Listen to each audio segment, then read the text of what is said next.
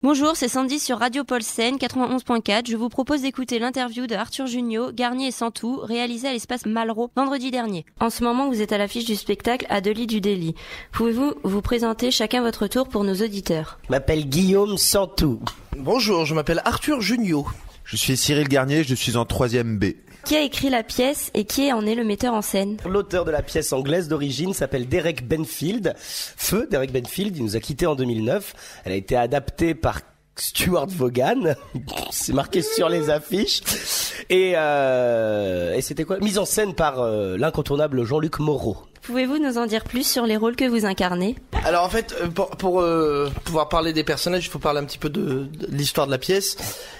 Ça va ensemble, l'histoire. Ça se passe dans un hôtel un petit peu particulier. Voilà, et dans cet hôtel, en fait, deux couples adultes absolument illégitimes ont la même idée, c'est de taper sur Internet. Hôtel isolé, romantique. Près de Paris. Sauf que l'hôtel est plus isolé que Romantique. Et il est tenu par un tenancier qui n'en est pas un, car il remplace sa sœur qui normalement s'occupe de l'hôtel.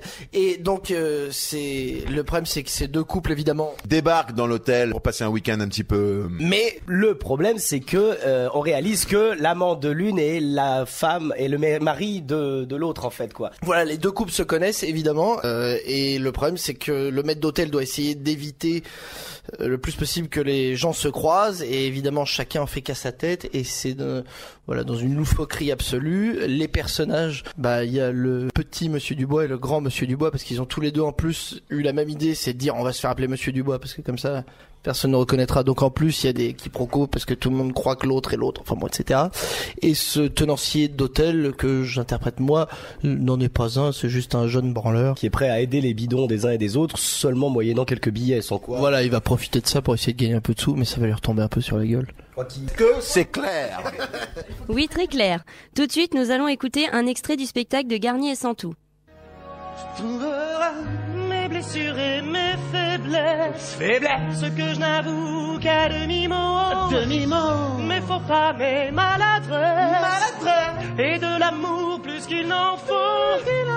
J'ai tellement peur que tu me laisses. Sache que si j'en fais toujours trop, c'est pour qu'un peu tu me restes. Tu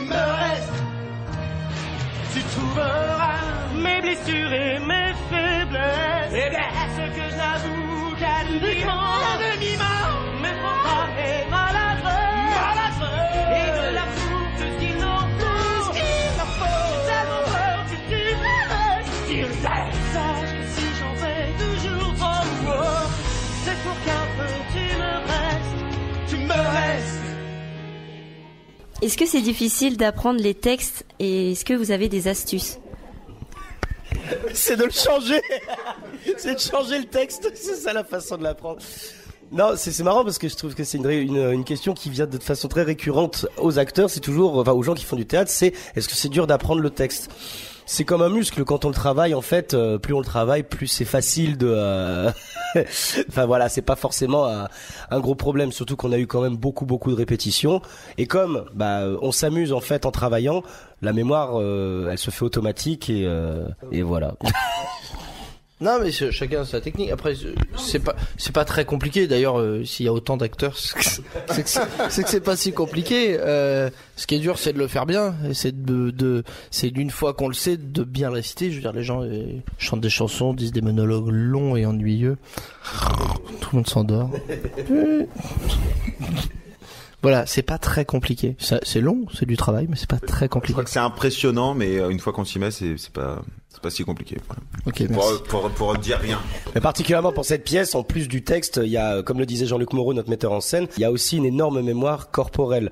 Le spectacle est extrêmement physique et très visuel, et il y a des portes qui claquent, des gags avec des gens qui font comme s'ils se prenaient une porte dans la tête ou des trucs comme ça. Du coup, c'est extrêmement précis. Donc il y a en plus un travail extrêmement précis de mémoire corporelle. C'est presque chorégraphique en fait. Donc sur ce projet-là, il y a eu double challenge, et comme ça fait 374 fois qu'on la joue, a priori le challenge est relevé puisque la pièce a marché. Ça m'étonne pas. Arthur, vous préférez le théâtre ou le cinéma ? Je préfère l'art dramatique. Non, je préfère quand je m'amuse. Là, il se trouve que dans cette aventure théâtrale-là, on s'amuse beaucoup. Parfois au cinéma on s'amuse beaucoup, ça dépend des projets. C'est pas la discipline qui est noble, c'est ce qu'on fait dedans. Voilà. Donc c'est vraiment il y a des pièces qui vont m'éclater plus que des films et vice versa. Pour une fois, tu fais une réponse cohérente. Cohérente, ouais, c'est vrai. Voilà, c'est la dernière fois que je dis ça. Et puis ça dépend du cachet. Le cinéma est un art, la télé est un meuble. Comment avez-vous intégré la pièce? Est-ce qu'on vous a contacté personnellement ou avez-vous été séduit par le scénario? Puisqu'on a été sélectionné avant toi. Non, même pas d'ailleurs, toi t'avais eu la pièce avant. Ouais, j'avais dit non. Pour le rôle que je joue. Ouais, parce que je trouve ton rôle il est vraiment nul. Et ce que j'en fais, d'un coup, devient extraordinaire, comme quoi. C'est formidable, tu vois. Comme quoi j'ai bien fait de dire non, j'aurais pas pu faire aussi bien. Voilà, non, on a tous été contactés et on a lu ensemble et on a été séduits et on a séduit en lisant la direction du théâtre qui a dit bah oui, faisons cette pièce. C'était pas mal de vous réunir, c'était plutôt pas mal. Ouais. Non, on se connaissait pas tout. Enfin, on avait des potes encore. Ce jeune couple gay était déjà ensemble depuis quelques temps, mais avec les autres gens de l'équipe, on se connaissait pas. Non. C'est une belle rencontre. Pour une fois qu'on dit la vérité quand on dit qu'on s'aime bien. C'est vrai que c'est rare. Et puis, nous, en fait, avec Garnier et Santou, on avait fait des festivals d'humour et en 2007, on avait croisé le regard de Jean-Luc Moreau, qui 2 ans plus tard nous a appelés pour cette pièce. On a passé les auditions et du coup, voilà, ça s'est fait comme ça. Et on était tellement rien à l'époque. La pièce aurait été mauvaise, je crois qu'on aurait quand même dit oui tellement on était content de jouer avec Jean-Luc Moreau. Et justement, depuis quand vous vous connaissez? Le duo ou avec Arthur? Le duo, on se connaît depuis l'âge de 7 ans. Et nos parents eux-mêmes étaient déjà des amis d'enfance. C'est une amitié qui date donc... 7 ans, vous présentez. Depuis... Mais on n'a pas été à l'école ensemble, on était des potes de vacances. Et donc ça fait 25 ans quoi. Voilà. Question pareille pour Santou et Garnier. D'où vous vient ce style si particulier et loufoque?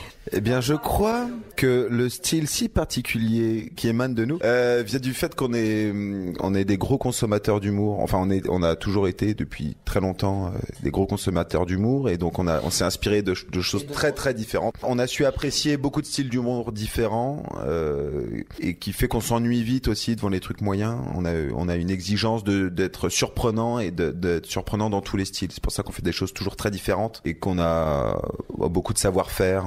On fait de la musique, Guillaume est acrobate, on essaye d'avoir un peu plusieurs cordes à notre arc pour toujours être là où les gens ne nous attendent pas, voilà. Et donc c'est, je pense, cette culture qu'on a et ce savoir-faire et cette passion de l'art vivant. Et concevez-vous l'idée de vous séparer un jour?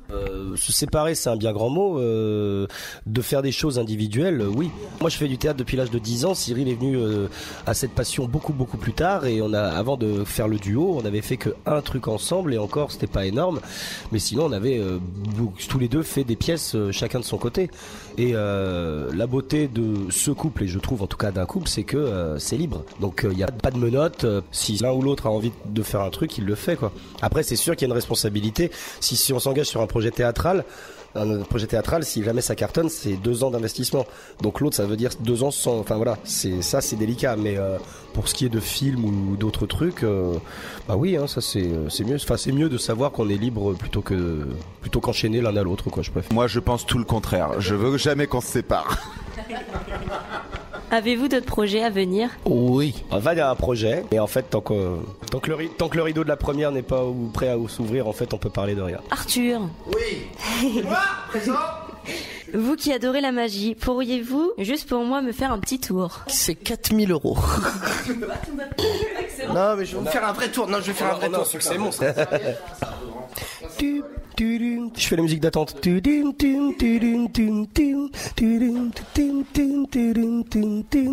Attention, Guillaume Santou.